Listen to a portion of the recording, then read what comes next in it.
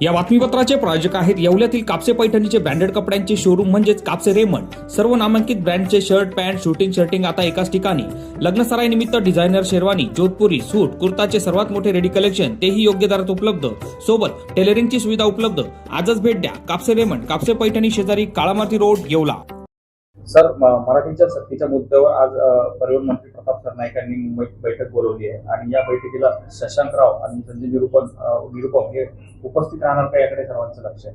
कारण की शशांकराव हे खूपच आक्रमक झाले आहेत।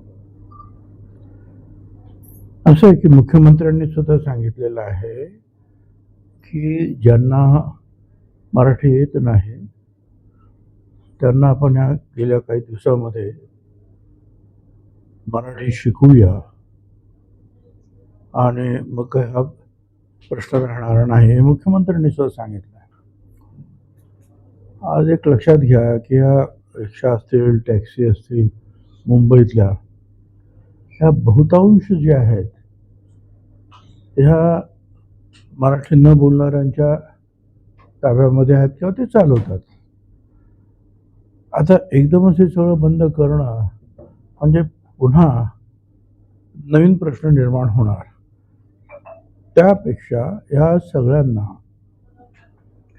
आठवड्यातून एक तास किंवा महिन्यातून असे काहीतरी करून वेगवेगळ्या ठिकाणी मुंबईमध्ये कॅम्प्स लावून जे कामापुरतं जे मराठी आहे हे त्यांना शिकवलं गेलं पाहिजे आणि त्याच्यासाठी एक व्यवस्था अशी एक निर्माण केली पाहिजे की कोण कोण आलेत, कोणाकडे रिक्षा आहेत, कोण चालवत आहेत आणि त्यांनी ते शिक्षण पूर्ण केलं की नाही आणि मग त्यांना एक छोटंसं एक सर्टिफिकेट द्यावं की त्यांनी मराठी कोर्स पूर्ण केलेला आहे आणि मराठी येतं।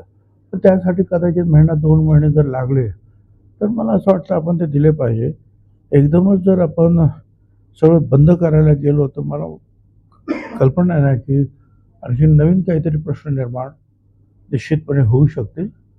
लोक संपावर जातील, मग परत लोकांचे हाल, मग परत आपल्यालाच ऐकावं लागणार की तुमच्यामुळे जे आहे आम्हाला जे आहे जाण्या येण्याची आमची व्यवस्था जी होती ती खंडित झाली वगैरे वगैरे। तर थोडंसं जे आहे सांभाळून हे घेतलं पाहिजे, कारण हा काही 1, 2, 4, 5 लोकांचा प्रश्न नाही आहे, हा हजारो लोकांचा प्रश्न आहे आणि अगदी बळजबरी की जर करायला लागलो आपण तर ह्या अशा हजारो लोक उतरणारच रस्त्यावर आणि मग आणखी प्रश्न निर्माण होते।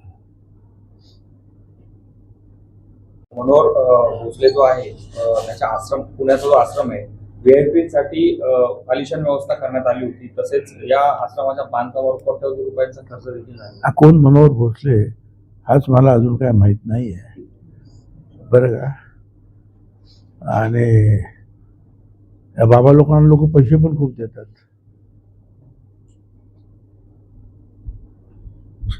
अधिकारी पण मदत करतात, आमच्यासारखे आमदारही मदत करतात, राजकारणी मदत करतात, बाबांचे आश्रम मोठे उभे राहतात आणि मग बाबांचा धंदा जोरात सुरतो। अलीकडे हा धंदा फार चांगला आहे, जोरात आहे। राजकीय पुनर्वसन होण्याची शक्यता आहे असं सूत्रांकडून बोललं जातं। चांगली गोष्ट आहे ना, सगळ्यांचंच राजकीय पुनर्वसन झालं पाहिजे योग्य प्रकारे आणि महाराष्ट्राची सेवा जी आहे योग्य प्रकारे त्यांच्या हातून घडलं पाहिजे। TCS प्रकरणातील फरार आरोपी निदा खान हिच्या अटकपूर्व जामीनावर आज सुनावणी होती। कोण? निदा खान जी होती TCS प्रकरणात नाशिकची, तिने अटकपूर्व जामीन, निदा खान तिच्या अटकपूर्व जामीनावर आज सुनावणी। तर ठीक आहे ना, आता कोर्ट आहे, पोलीस त्यांचं काम करतायत, ते करतील।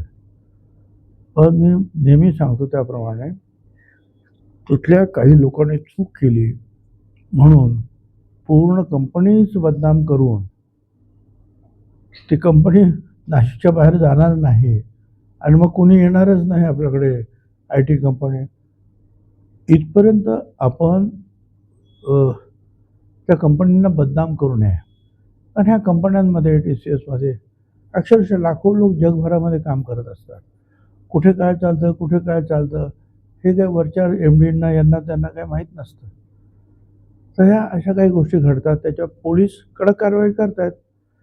तर तेवढ्या पुरतंच ते मर्यादित राहिलं पाहिजे. पोलिसांनी कडक कारवाई. ग्लोबल वॉर्मिंग फार वाढलेली आहे. राज्याचं आजचं तापमान जवळजवळ 45 ते 46 डिग्री पर्यंत काही जिल्ह्यांमध्ये गेलं. यावर काय सांगा? आता यावर तुम्ही आम्ही काय सांगणार? आपण नेहमीच सांगतो की झाडतोड करू नका, परंतु आम्ही जे आहेत वेगवेगळ्या विकास कामासाठी 1-2 नाही 10,000 20,000 झाडं तोडतच असतो. त्याच्यामध्ये हे फक्त आपल्याच देशात चालतं असं नाही, सगळीकडे. आता इथे त्या इराण आणि USA आणि इस्रायल वगैरे यांची लढाई सुरू आहे. याचा सुद्धा काही हवामानावर परिणाम होत असेलच की नाही? हे सगळे जे आहे शेवटी हवामानावर परिणाम करणाऱ्याच गोष्टी आहेत. त्यामुळे आपण म्हणजे मानवजातीनंच जे आहे त्या पद्धतीनं निसर्गाकडे पूर्ण लक्ष दिलं नाही किंवा हेळसांड केली, त्याचे परिणाम जे आहेत हळूहळू आता आपल्याला भोगावे लागतील. देवेंद्र शास्त्रींनी छत्रपती शिवाजी महाराजांबद्दल वादग्रस्त वक्तव्य केलं होतं. काल त्यांनी पत्रकार परिषद घेऊन U-turn घेतला की माझ्या वक्तव्याचा विपर्यास केलाय. काय विपर्यास केला? तुला काय माहीतच नाही? छत्रपती शिवाजी महाराज आणि रामदास स्वामी यांची भेटच झाली नाही असं इतिहासकार म्हणतात. तुम्ही काही इतिहासकार नाही, तुम्ही आपलं ते पुराणातले जे आहेत त्या गोष्टी सांगून जे आहेत लोकांमध्ये भजन कीर्तन करणारे लोक आहात. इतिहासकार हे वेगळे आहेत, ते शेवटपर्यंत जातात आणि काय इतिहास झाला ते शोधून काढतात. त्यामुळे आतापर्यंत कुठलीही अशी एक गोष्ट पुढे आलेली नाही किंवा पुरावा पुढे आलेला नाही की संत रामदास आणि महाराजांची भेट झाली असं कुठेही वाचनात आलेलं नाही. संपूर्ण त्याचा विरोध करण्यात आलेला आहे.